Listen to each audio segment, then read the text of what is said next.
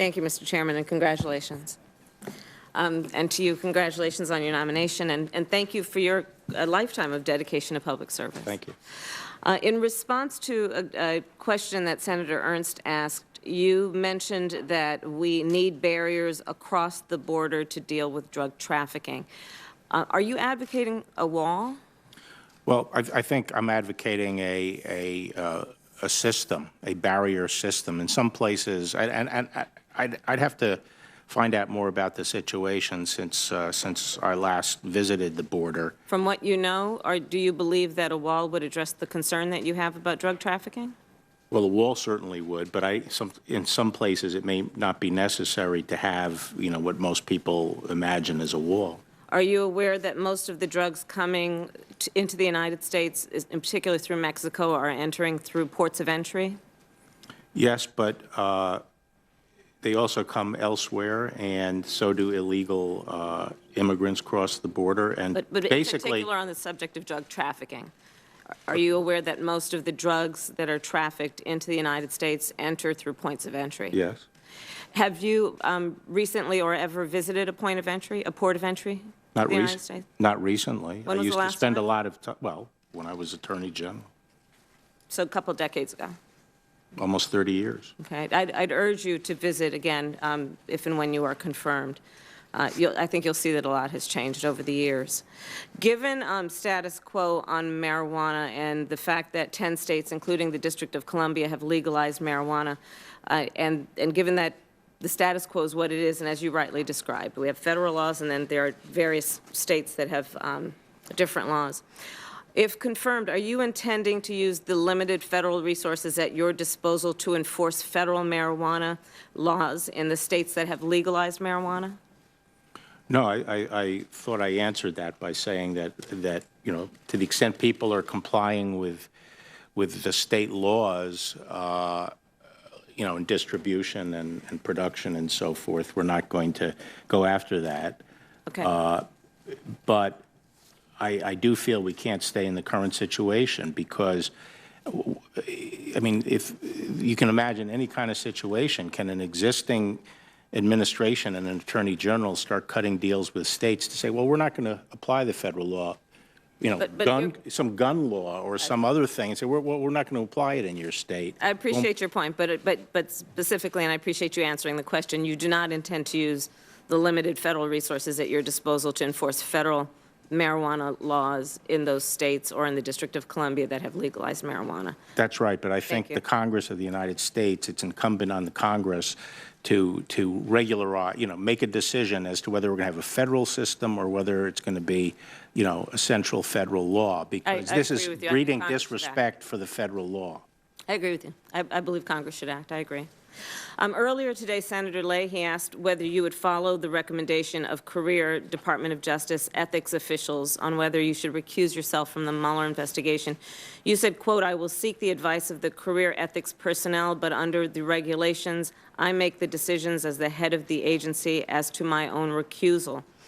You also said to Senator Klobuchar that you do not want to, quote, abdicate your duty since recusal decision would be yours. So my question is, would it be appropriate to go against the advice of career ethics officials that have recommended recusal? And can you give an example of under what situation or scenario you would go against their recommendation that you recuse yourself? Well, there are different kinds of recusals. Some are mandated, for example, if you have a financial interest, but there are others that are judgment calls. And let's imagine it's a judgment call, and the judgment by the career ethics officials in the agency are that you recuse yourself. Under what scenario would you not follow their recommendation? If I disagreed with it. And what would the basis of that disagreement be? I came to a different judgment. On what basis? The facts. Such as? Such as whatever facts are relevant to the recusal. What do you imagine the facts would be that are relevant to the recusal?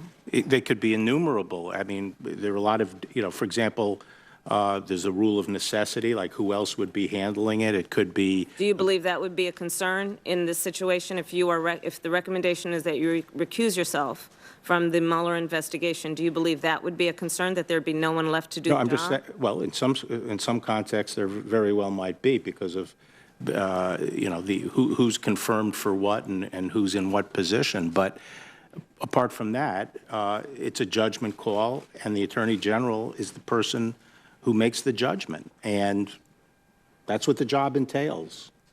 As a general matter, that's true, but specifically on this issue, under what scenario would you imagine that you would not follow the recommendation of the career ethics officials in the Department of Justice to recuse yourself from the Mueller investigation? If I disagreed with them. Okay. We'll move on. Senator Feinstein previously asked you whether you'd put your June 2018 memo, whether you put together that memo based on non-public information. Your response was that you, quote, did not rely on confidential information. Are you creating a distinction between non-public information and confidential information? No. Okay.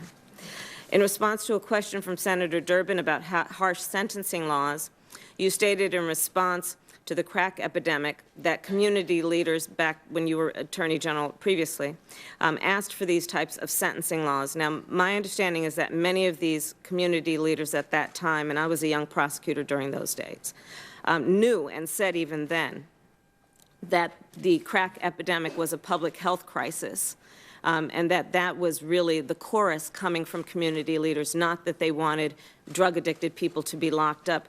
And similarly, now we can find that in most of the communities afflicted by the opioid crisis, they are similarly, these community leaders, asking that it be addressed for the public health crisis that it is.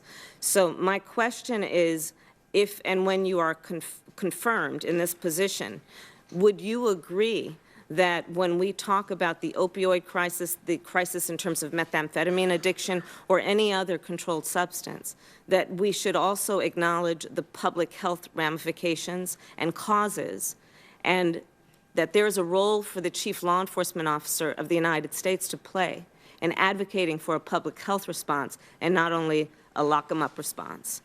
Well, I think the commission that was chaired by Governor Chris Christie came up with a three-pronged strategy. And I think that recognized that part of it was treatment and education, recovery, and prevention. But the third prong of it was enforcement and interdiction, and that's the job of the Department of Justice. The Department of Justice can't be all things to all people. Sir, but I would suggest to you that in the intervening almost 30 years since you were last Attorney General, that there is consensus in the United States that when we look at the drug epidemic, whatever the narcotic may be, that there's now an understanding that the war on drugs was an abject failure, that America, frankly, has a crisis of addiction, and that putting the limited resources of our federal government into locking up people who suffer from a public health crisis is probably not the smartest use of taxpayer dollars. So if confirmed, I'd ask that you take a look at the more recent perspective on the drug crisis that is afflicting our country. And then I'll move on. Today, there is $1 billion. Can I just say something in response to that? Sure. Which is, I was just making the observation that the job of the Department of Justice is enforcement. I recognize there are a lot of dimensions to the problem, and that's why we have places like HHS. The department can't do the job of everybody. Sir, but I would remind you what you said, because I agree with it. You said earlier the role of the Attorney General, one, is to enforce the rule of law, two, is a legal advisor to the President and the Cabinet, and three is policy. Mm-hmm. This is a policy issue, so I'd urge you to emphasize that role and power that you will have if confirmed, and think of it that way. I see.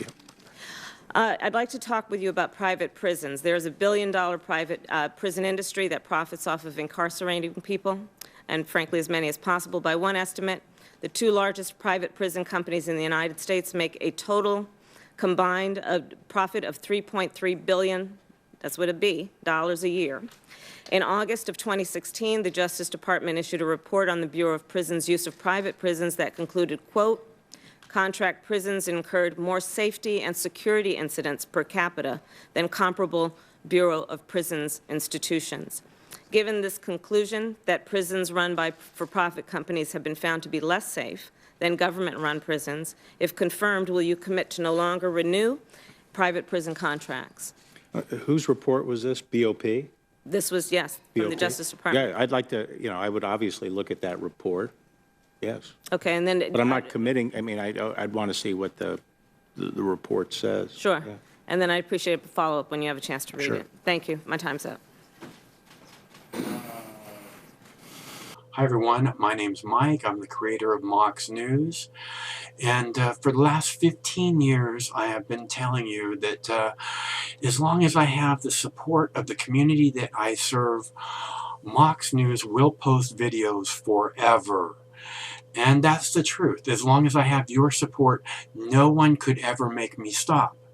Unfortunately, currently, less than 1/1% of Mox News viewers ever donate, tip, or contribute anything back. Again, let me make that really clear. Much less than 1/1% ever give anything back. And to those of you who have donated to Mox News, I want to thank you so much, because it's because of your generosity that we have been able to bring attention to important videos that millions and millions of eyes would have never seen. And I think that that's an amazing thing that we've been able to make happen together. And I can't thank you enough for helping me make that happen. So it's not too late. If you'd like to see Mox News covering the 2020 presidential election, if you can't imagine the 2020 presidential election without Mox News, please, there's still time. You can make a difference. It's easy to make a contribution, donation, or tip. You can go to moxnews.com, or in the text body of this video, there are clickable links to the Patreon page or to the PayPal page.